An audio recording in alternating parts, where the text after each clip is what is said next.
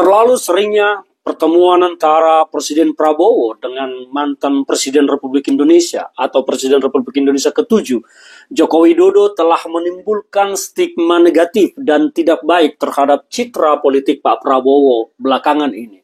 Kita melihat bagaimana intensnya pertemuan antara Pak Prabowo dengan Jokowi. Pak Prabowo bahkan telah mendatangi Jokowi pada bulan lalu di Solo, dan baru minggu kemarin Pak Jokowi datang ke Jakarta, ke Kertanegara, bertemu dengan Pak Prabowo Subianto menjelang penetapan hasil Pilkada DKI Jakarta.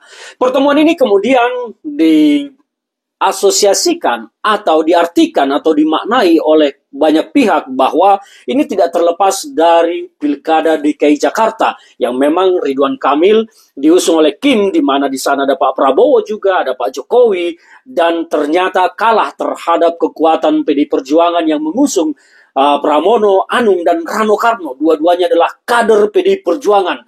Dan ini membuat kaget Kim, mungkin juga membuat kaget Jokowi yang ternyata tidak bisa pengaruhnya mengalahkan kekuatan PD Perjuangan yang didukung juga oleh teman-teman Ahoker dan juga anak abah para pendukung Anies Baswedan. Tetapi kita bukan mau membahas tentang pilkada, kita mau bicara tentang intensitas pertemuan antara Pak Prabowo dengan Pak Jokowi. Banyak pihak yang bertanya, ada apa sebetulnya? Bahkan banyak pihak yang menarasikan bahwa seolah-olah Pak Prabowo ini belum menjadi presiden yang mandiri, independen dalam posisinya sebagai presiden, tetapi masih dalam pengaruh Joko Widodo yang telah kita anggap memberikan dukungan kepada Prabowo dan memberikan karpet merah kepada Prabowo untuk menjadi Presiden Republik Indonesia ke-8 saat ini. Dan ini memunculkan juga banyak pertanyaan-pertanyaan yang tidak sedap, tidak enak di telinga. Kita mendengar selama ini bahwa Pak Prabowo adalah dijuluki sebagai macan Asia. Dan akhirnya orang bertanya-tanya, benarkah sebetulnya Pak Prabowo ini di bawah dominasi Pak Jokowi, di bawah tekanan Pak Jokowi, di bawah intervensi Pak Jokowi, ataukah benarkah Pak Prabowo ini menjadi macan yang dituntun oleh Pak Jokowi? Ini pertanyaan yang wajar karena ekspektasi publik pada saat Pak Prabowo terpilih sangat tinggi untuk membawa perubahan banyak di Indonesia. Justru orang-orang yang berekspektasi tinggi ini adalah orang-orang yang menaruh harapan untuk memperbaiki Indonesia, karena selama di pemerintahan Pak Jokowi justru banyak masalah, kendala, hambatan, keburukan, dan kerusakan yang terjadi. Meskipun selama ini semua kerusakan itu dibungkus oleh narasi-narasi para buzzer, seolah-olah Jokowi sudah melakukan yang terbaik, the best lah semua, terbaik dari yang sudah ada semuanya. Tetapi kalau kita mau melihat relung ke dalam jantung Indonesia sendiri, kita ini sakit. Bangsa kita sakit, hutangnya terlalu besar. Pak Prabowo sendiri menyatakan bahwa rakyat Indonesia, anak-anak Indonesia 25% kelaparan setiap hari. Kita terancam jatuh ke jurang kemiskinan yang dalam. Inilah potret realita asli Indonesia sesungguhnya. Jadi kalau selama pemerintahan Pak Jokowi seolah-olah Indonesia itu wah super hebat segala macam, dan dibumbui oleh narasi-narasi juga yang dikeluarkan oleh Pak Luhut Binsar Panjaitan, seolah-olah Indonesia sudah menjadi negara super maju. Semua itu hanya sebuah fata morgana yang tidak jelas. Faktanya sekarang Indonesia terancam menjadi negara miskin. Pidato Pak Prabowo di kancah global, di dunia internasional, menyatakan ancaman Indonesia itu adalah kelaparan dan kemiskinan. Artinya, kesimpulannya, Indonesia tidak baik-baik saja. Tetapi mengapa sekarang terlalu sering intensitas pertemuan antara Pak Prabowo dengan Jokowi?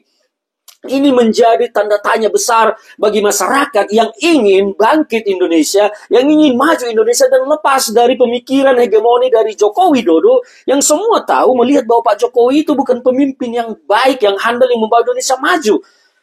Yang berpikir bahwa Jokowi itu adalah orang yang hebat yang membawa Indonesia maju, saya pikir mereka terlalu rendah standarnya soal kemajuan. Saya harus menyatakan itu. Standar mereka tentang kepemimpinan terlalu rendah. Standar mereka tentang yang namanya maju terlalu rendah. Kita Indonesia harusnya mampu lebih baik daripada apa yang sudah ada sekarang. Dengan sumber daya yang kita miliki, baik sumber daya alam dan sumber daya manusia. Tetapi lucunya, Jokowi malah menjadikan anaknya Gibran yang tidak jelas kapasitasnya menjadi wakil presiden. Dan ini menjadi pertanyaan bagi publik. Jangan sampai nanti Indonesia malah mengalami penurunan kejatuhan karena Pak Prabowo tidak independen dalam memimpin. Indonesia secara umum ingin lepas dari pengaruh Jokowi. Indonesia ingin melihat bahwa Pak Prabowo lah yang betul-betul menjadi pemimpin. Saya orang yang menaruh harapan tinggi kepada pemerintahan Pak Prabowo akan lepas dari gangguan, intervensi, bahkan dominasi, apalagi tekanan dari Joko Widodo yang menurut saya telah merusak Indonesia. Jadi kalau Pak Prabowo masih terlalu intens komunikasi atau ketemu dengan Pak Joko Widodo, maka jangan salahkan publik ketika menilai Pak Prabowo nantinya di bawah pengaruh Pak Jokowi. Tetapi saya orang yang meyakini dan percaya waktunya akan tiba bagi Pak Prabowo untuk menunjukkan siapa dirinya sesungguhnya. Saya percaya Pak Prabowo akan meninggalkan Jokowi dan tidak menyeret-nyeretnya terus dan akan menolak segala intervensi dari Jokowi ke depan ini.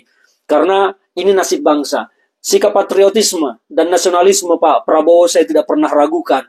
Maka sudah waktunya ketika 2025 tiba, Pak Prabowo harus melepaskan yang namanya Joko Widodo dan menjadi presiden yang sangat independen untuk memajukan Indonesia, meraih cita-cita dan menggenapi program Astacita yang telah Pak Prabowo janjikan kepada rakyat Indonesia.